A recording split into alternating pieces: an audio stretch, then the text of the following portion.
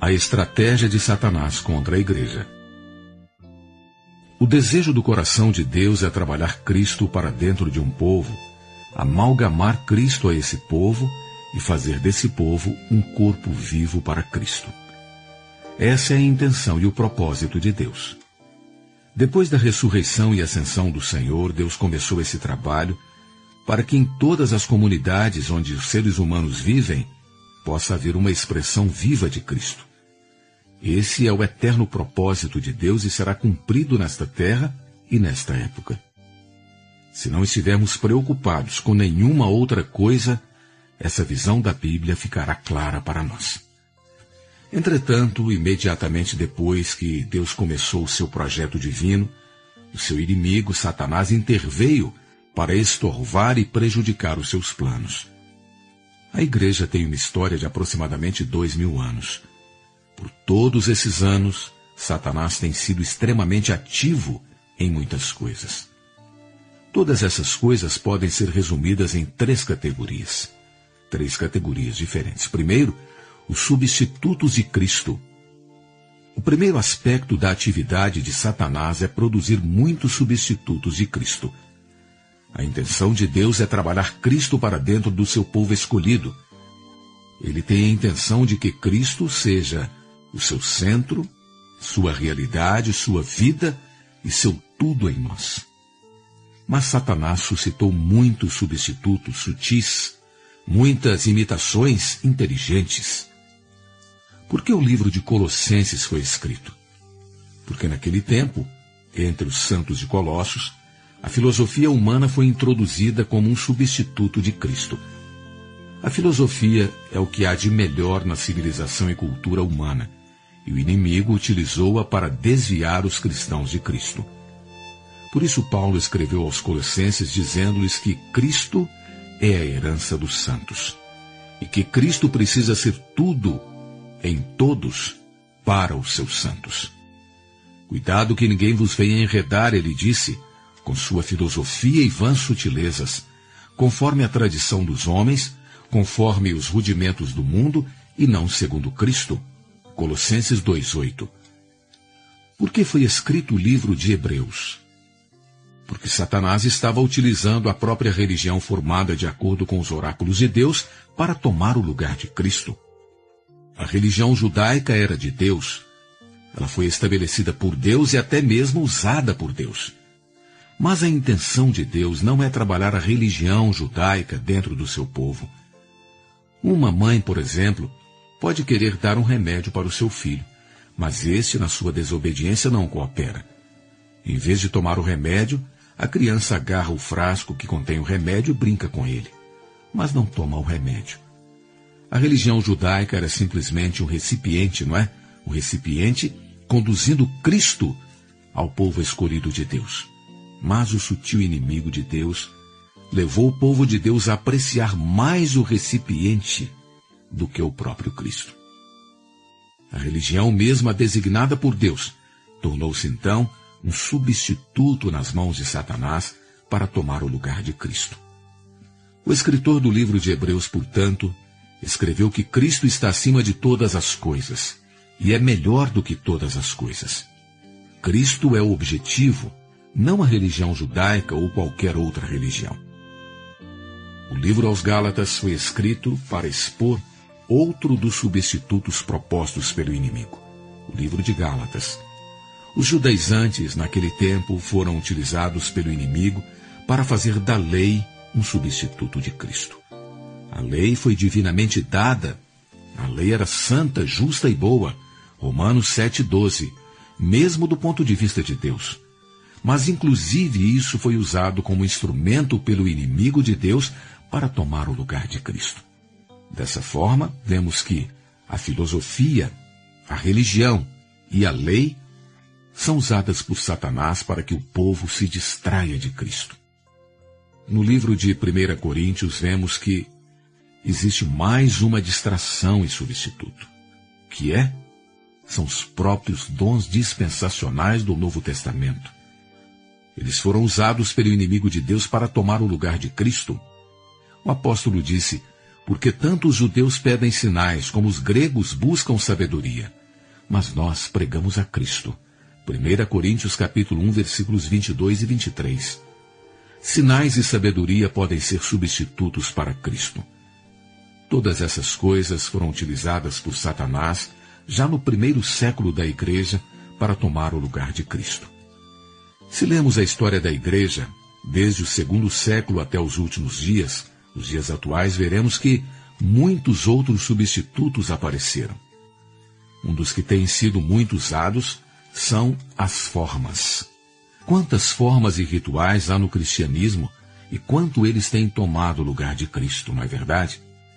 Outro substituto de Cristo são os ensinamentos, até mesmo os bons ensinamentos sobre Cristo.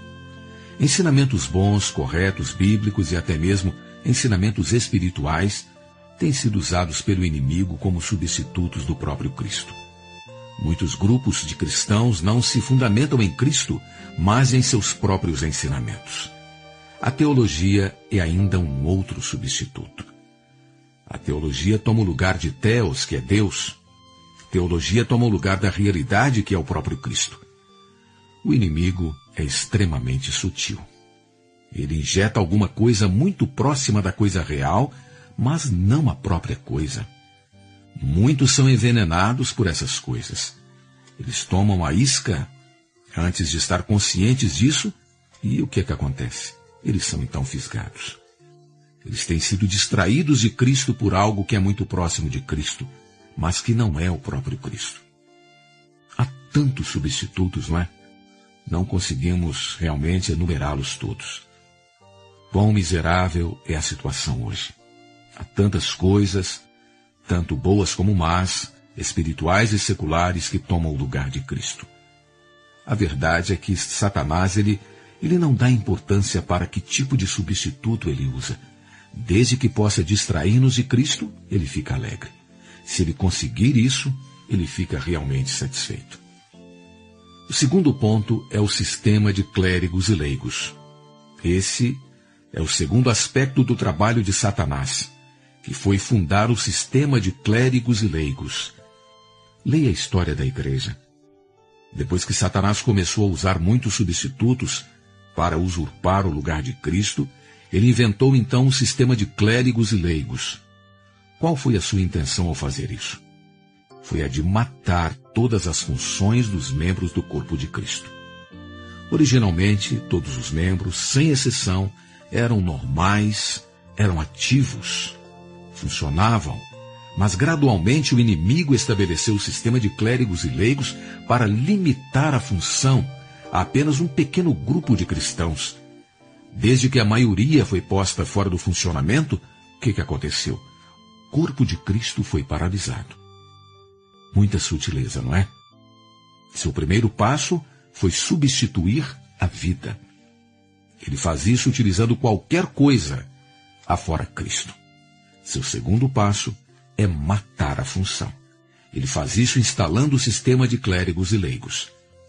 Precisamos ver a estratégia maligna no inimigo de Deus por trás desses movimentos. Temos aceitado o sistema de clérigos e leigos como algo certo, como algo normal. Temos sido tão influenciados pela nossa experiência passada no cristianismo, tão infundidos dela, que esse sistema maligno está na nossa própria corrente sanguínea. Não deve haver nenhum clérigo na igreja, e muito menos leigos. Somos contra o sistema clerial, e somos ainda mais contra o laicismo. Todo cristão precisa ser um membro ativo do corpo de Cristo.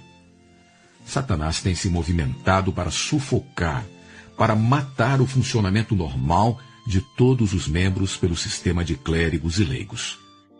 O terceiro ponto que gostaríamos de enfatizar aqui, pontuando que esses pontos são as estratégias que Satanás usa para nos desviar da verdade bíblica, são as divisões.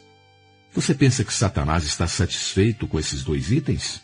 Os anteriores que acabamos de ver, substituir a vida e matar a função? Não. Ele deu um outro passo, ele foi além, criando todas as seitas, criando as denominações, criando as divisões do corpo de Cristo.